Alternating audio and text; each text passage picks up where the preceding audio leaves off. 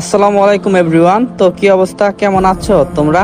আশা করি আল্লাহর রহমতে অনেকটাই ভালো আছো। আল্লাহর রহমতে আর তোমাদের ভালোবাসায় আমি অনেকটাই ভালো আছি। তো আর বেশি দেরি না কইরা চল আমরা গল্পটা কন্টিনিউ করি। তাসফিয়া বলল, ঠিক আছে ঘুমান। তাসফিয়া সে আমার পাশে শুয়ে পড়ছে। আমি ঘুমের বান্দরে তাসফিয়াকে জড়িয়ে ধরছি। তাসফিয়া আমার থেকে নিচেকে ছাড়িয়ে নিয়েছে। কিছুক্ষণ পর দেখি তাসফিয়া শোয়া থেকে উঠে দরজা খুলে বাহিরের দিকে গেছে। আমিও উঠে তাসফিয়ার পিছু পিছু গেলাম। তাকিয়ে দেখি তাসফিয়া সিঁড়ি দিয়ে উপরের দিকে উঠে যাচ্ছে। কিন্তু তাসফিয়া এত রাতে ছাদের দিকে কেন যাচ্ছে? আমিও তার পিছনে ছাদের উপরে গেলাম। গিয়ে দেখি তাসফিয়া কার সাথে যেন কথা বলছে।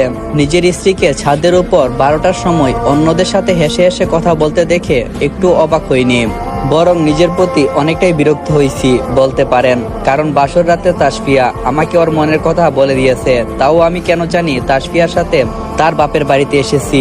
কারণ তাসফিয়া আমাকে বলে দিয়েছে সে যদি আমাকে স্বামী হিসেবে মেনেও নেই, তারপরও ইমরান তার হৃদয় জুড়েই থাকবে।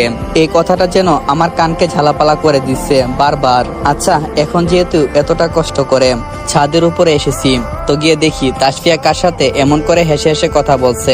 যখনই আরেকটু সামনে গেলাম তখনই পুরো চাঁদ লাল নীল হলুদ আর সাদা লাইটের আলোতে জ্বলে উঠেছে।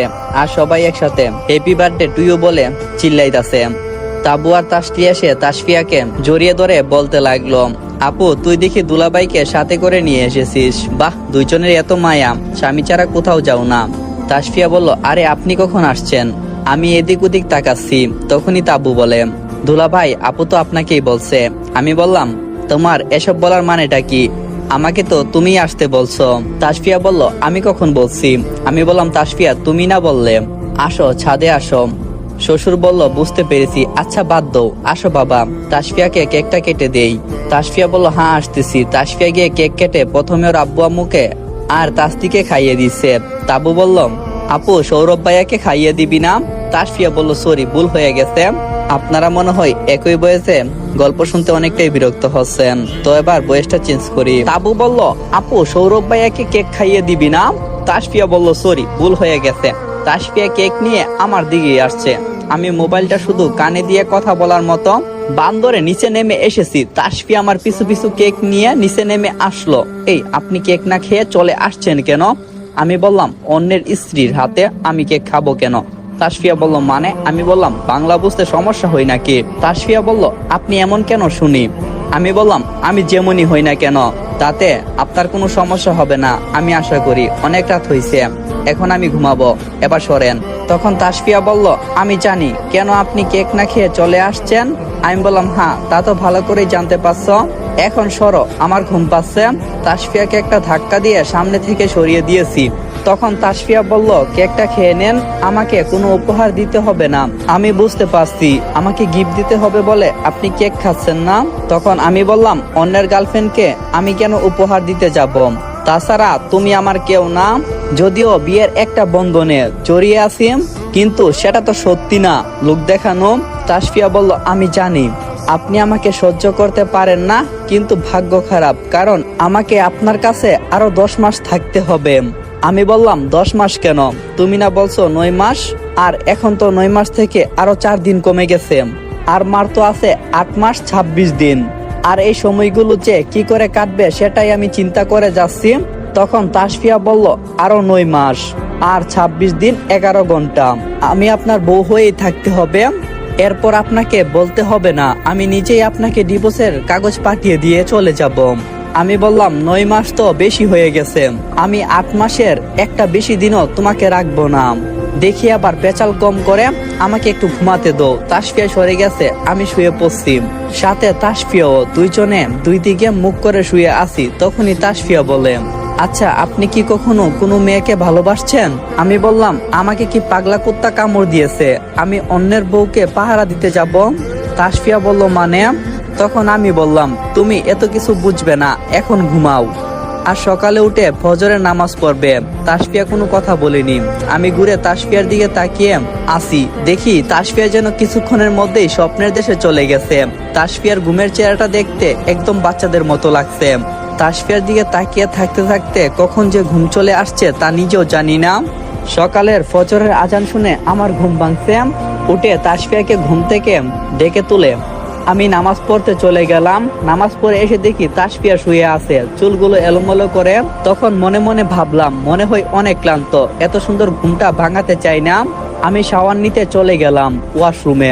শাওয়ার শেষ করে এসে দেখি তাসফিয়া রুমে নেই। আমি কাপড় পরে রেডি হয়েছি, কারণ আজকে বাড়িতে যেতে হবে। ওইদিকে অফিসের আজ থেকে জয়েন হতে হবে। তাসফিয়াকে বাড়িতে রেখে আমি অফিসে চলে আসব। রুম থেকে বের হব, তখনই তাসফিয়ার সাথে ধাক্কা খেয়েছি। তাসফিয়া বলল, ও মা গো। তখনই তাসফিয়ার মুখটা চেপে ধরছি। আমি বললাম, এই তোমার গলার সাউন্ড এত কেন? তাসফিয়া বলল, আমি বললাম, কসো কেন? তখনই তাসফিয়া ওর মুখ থেকে আমার হাতটা সরিয়ে দিয়ে বলে, আমার মুখটা চেপে ধরে রাখলে কথা বলবো কি করে? আমি বললাম, এত কথা না বলে তাড়াতাড়ি রেডি হয়ে নাও, তোমাকে বাড়িতে রেখে আমি অফিসে যাব। তাসফিয়া বলল, আজকে আমার কলেজে যেতে হবে। আমি বললাম, কেন? তাসফিয়া বলল, দরকার আছে। আর আমি আব্বুকে বলছি বিয়ের পর আমার ফাইনাল পরীক্ষা দেব, উনি রাজি হয়েছে, তাই তো আপনাকে বিয়ে করতে রাজি হয়েছি। আমি বললাম, তোমাকে পড়ালেখার খরচ আমি কিন্তু দিতে পারবো না। তাসফিয়া বলল, দিতে হবে না, আমি টিউশনি করি, এতে আমার হয়ে যাবে। আমি বললাম, যা খুশি তা করো, তাতে আমার কি? দেখি সামনে থেকে সরো। তাসফিয়া সরে গেছে। আমি রুম থেকে বের হয়ে এসেছি, নিচে নেমে সোফায় বসেছি। এমনি করে তাবু আর তাসলি দুই শালি দুই দিকে বসছে। দুইজনে দুই দিক দিয়ে খুঁচা দিতে লাগলো, আর আমি সহ্য করতে না পেরে দুইটাকে কাতুকুতু দিতে লাগলাম। দুইজনের সাথে দুষ্টামি করতে করতে দেখি তাসফিয়া এসে হাজির। আমি তাসফিয়ার দিকে তাকিয়ে ওদেরকে ছেড়ে দিলাম। তাসফিয়া বলল, দুষ্টামি শেষ হলে খেতে আসেন। তাসলি বলল, দুলাভাই আপুর সাথে ঝগড়া করছেন নাকি? আমি বললাম, আরে না, চলো খেতে যাব। সবাই বসে একসাথে নাস্তা করছি। নাস্তা শেষ করে শ্বশুর শাশুড়িকে সালাম করে তাবু আর তাসলির কাছ থেকে বিদায় নিয়ে বাসা থেকে বের হলাম। তাসফিয়ার সাথে রাস্তায় তেমন কথা হয়নি। সকালে রাস্তায় জ্যাম নেই, তাই তাড়াতাড়ি বাড়িতে চলে এসেছি। বাড়ির ভিতরে ঢুকে আম্মুকে বলে বাইকের চাবি নিয়ে অফিসের জন্য রওনা দেব। ঠিক তখনই তাসফিয়া বলল, আপনি অফিসে যাওয়ার সময় আমাকে কলেজে নামিয়ে দিয়ে যাবেন? আমি বললাম, আমার তো খেয়ে কাজ নেই, দেখি সরো, এমনিতেই আমার দেরি হয়ে যাচ্ছে। তাসফিয়া বলল, দেখছেন আম্মা, আপনার ছেলে আমাকে নিয়ে যেতে চাচ্ছে না। আমি বললাম, হয়েছে, আম্মাকে বলতে হবে না, আমি তোমার সাথে মজা করছি, আসো। তাসফিয়া এসে বাইকে বসেছে, আমি বাইক চালাচ্ছি। কিছুক্ষণ পথ যাওয়ার পর দেখি ম্যাডাম রাস্তায় দাঁড়িয়ে আছে। ম্যাডামের কাছে যেতেই বলে, আরে সৌরভ, তুমি সাথে নতুন বউ নিশ্চয়? ম্যাডামের কথা শুনে তাসফিয়ার দিকে তাকিয়ে দেখি তাসফিয়া অনেকটাই আগ্রহ চোখে আমাদেরকে দেখছে। তখনই আমি বলি, ম্যাম, আপনি যা ভাবছেন তা না, ও হলো আমার কাজিন, কলেজে যাবে, তাই তাকে সাথে করে নিয়ে এসেছি। সামনে ওর কলেজ। আর আপনার গাড়ি কি হয়েছে? ম্যাডাম বলল, হঠাৎ করে গাড়িটা স্টার্ট নিচ্ছে না, আর আজকে একটা জরুরি মিটিং আছে, এখন আমি যে কি করি? আমি বললাম, তাসফিয়া, তুমি বাইক থেকে নামো তো। তাসফিয়া বলল, কেন? আমি বললাম, নামো, তারপর বলছি। তাসফিয়া বাইক থেকে নেমে দাঁড়িয়ে আছে। নাও 50 টাকা, তুমি রিক্সা করে কলেজে যাও। আর ম্যাম, আপনি আসেন, আমি আপনাকে অফিসে নিয়ে যাচ্ছি। তাসফিয়া দাঁড়িয়ে আছে 50 টাকা হাতে, আর ম্যাডামকে বাইকে বসিয়ে চলে আসছি। বাসর ঘরে তাসফিয়া যখন বলেছিল আমার বয়ফ্রেন্ডকে সান্ত্বনা দেওয়ার জন্য কল করছি, তখন ইচ্ছে করছিল গাড়টা ধাক্কা দিয়ে বাসর ঘর থেকে বের করে দেই, কিন্তু নিজের বিবেকে বাধা দিয়েছিল। যাক, আজকে ওকে উচিত শিক্ষাটা দিতে পারছি। 50 টাকা হাতে দিয়ে রাস্তায় দাঁড়িয়ে রাখছি। তাসফিয়ার চেহারাটা যেন দেখার মতো ছিল। এদিকে ম্যাডামকে নিয়ে অফিসে চলে এসেছি। ম্যাডাম বলল, সৌরভ, তোমাকে অনেক ধন্যবাদ, আজকে যদি লেট হতো তাহলে মনে হয় আমার ডিলটাই মিস হয়ে যেত। আমি বললাম, ম্যাম, ওইটা তো আমার কর্তব্য ছিল। আমি আর ম্যাডাম দুইজনে কক্ষে গিয়ে বসেছি। যাক, এখন থেকে যদি ম্যাডামের একটু বকা কমে। কিন্তু বেচারি তাসফিয়ার জন্য অনেকটাই খারাপ লাগছে। 50 টাকা হাতে দিয়ে চলে আসলাম। আজ অনেক দিন পর অফিসে এসেছি, একটু কাজে মনোযোগী হই, হাতের কাজ শেষ করছি। তখনই ম্যাডাম এসে বলে, সৌরভ, তোমাকে একটু বের হতে হবে। আমি বললাম, ম্যাডাম, কোথায়? ম্যাডাম বলল, বিএমসি কলেজে যেতে হবে। আমি বললাম, সেখানে কেন? ম্যাডাম বলল, আমার মেয়ে রেনুকে কলেজ থেকে বাড়িতে নিয়ে যেতে হবে। আমি বললাম, কিন্তু ম্যাম, আপনার ড্রাইভারকে পাঠিয়ে দেন। তখন ম্যাডাম বলল, সৌরভ, তোমার মনে হয় মনে নেই যে আমার গাড়িটা নষ্ট হয়ে গেছে আর মিস্ত্রির কাছে দিয়েছি, তুমি প্লিজ যাও। আমি বললাম, ঠিক আছে, যাচ্ছি, তবে আজকে আমি কিন্তু আর অফিসে আসতে পারবো না। ম্যাডাম বলল, ঠিক আছে। আমি বললাম, আপনার মেয়ের একটা ছবি বা মোবাইল নাম্বার যদি দিতেন তাহলে ওকে চিনতে সুবিধা হতো।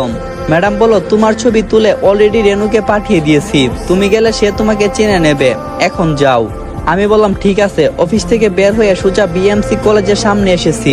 কলেজের গেটে বাইক থামিয়ে দেখি তাসফিয়া একটা ছেলের সাথে কথা বলছে। আরে তাসফিয়া এই কলেজেই থাকে, তাহলে তো কাম সাজছে। আমি হেলমেটটা না খুলে তাসফিয়ার কাহিনীগুলো দেখছি। মনে হচ্ছে ছেলেটা ইমরান হবে। দেখতে তো মাশাআল্লাহ, যে কোনো মেয়ে দেখলেই প্রেমে পড়বে।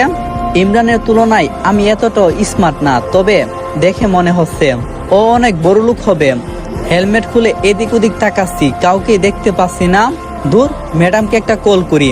যখনই কল করতে যাব তখনই একটা জিন্স আর গেঞ্জি পরা মেয়ে আমার দিকে এগিয়ে এসে বলে, আম্মুকে ফোন দিতে হবে না, আমি রেনু। আপনি সৌরভ তাই না? আমি বললাম হ্যাঁ আমি সৌরভ, চলেন আপনাকে নিয়ে যাই। রেনুকে নিয়ে বাইকে বসবো। তখনই আমার চোখ পড়লো তাসফিয়ার দিকে। তাসফিয়া আমাকে দেখে নিয়েছে। আমি বাইক নিয়ে চলে আসছি, তাসফিয়া আমাকে ডাক দিচ্ছে, কিন্তু তার কথায় কোনো পাত্তা না দিয়ে আমি রেনুকে নিয়ে আসছি। রেনু বলল, ভাইয়া আপনার বউ কেমন আছে? আমি বললাম, তুমি জানলে কি করে আমার বউ আছে? রেনু বলল, আম্মু বলছে আপনি বিবাহিত। মনে মনে ভাবলাম, দূর, ভাবছিলাম একটু বাপ লাগামো ম্যাডামের মেয়ের সাথে, আর ম্যাডামের মেয়ে দিয়ে সব গুলমাল কইরা দিছে। আচ্ছা, আপনার বউয়ের কোনো ছবি আছে? আমি বললাম কেন? রেনু বলল, একটু দেখবো। আমি বললাম, দেখা লাগবে না, এমনিতেই গরম ভাতে পানি ঢেলে দিয়েছ, আবার আইসো আমার বউয়ের ছবি দেখতে। তখন আমি বললাম, তোমার বাসার সামনে চলে এসেছি, তুমি রামো। রেনু অনেকটাই রিকোয়েস্ট করছে, কিন্তু আমি দেখাইনি। রেনুকে রেখে আমি সোজা বাড়ির দিকে চলে আসছি। বাড়ি থেকে একটু দূরে দেখি তাসফিয়া একটা ছেলের সাথে বাইক থেকে নামছে। তাসফিয়া নামার পর ছেলেটা টাটা দিয়ে চলে গেছে। আমি এড়িয়ে বাড়ির গেটে গেছি। আমাকে দেখে তাসফিয়া বলে, আমার বয়ফ্রেন্ডকে দেখছেন? আপনার থেকে অনেক সুন্দর। আর ওর বাইকটা দেখছেন? আমি বললাম হ্যাঁ দেখছি। আর এটাও দেখছি যে কলেজের নাম করে তুমি গিয়ে বয়ফ্রেন্ডের সাথে মজা মারতে পারো। যদি আম্মু আব্বু দেখে তাহলে আর মজা মারতে হবে না, সোজা বাড়িতেই পাঠিয়ে দেবে। তাসফিয়া বলছে আপনাকে, আমি কখন বয়ফ্রেন্ডের সাথে আড্ডা মারছি? বরং আপনি তো আমাকে রাস্তায় নামিয়ে দিয়েছেন আর ম্যাডামকে সাথে করে নিয়ে গেছেন, সেইটা কিন্তু শ্বশুর মশাই দেখছে। আমি বললাম মানে কি করে দেখছে? তাসফিয়া বলল, আমি বলে দিয়েছি, ওই সময় শ্বশুর মশাই রাস্তা দিয়ে যাচ্ছে, আমাকে রাস্তায় দাঁড়িয়ে থাকতে দেখে জিজ্ঞাসা করছে, তখন আমি বলে দিয়েছি। আমি বললাম কাম সাজছে, আজকে তো আমার 12টা বাজবে। আসসালামু আলাইকুম। তো এখানে এই পার্টটা শেষ করলাম। পরের পার্টের জন্য বেশি বেশি কমেন্ট আর একটা করে লাইক আর চ্যানেলটা সাবস্ক্রাইব করে দিও।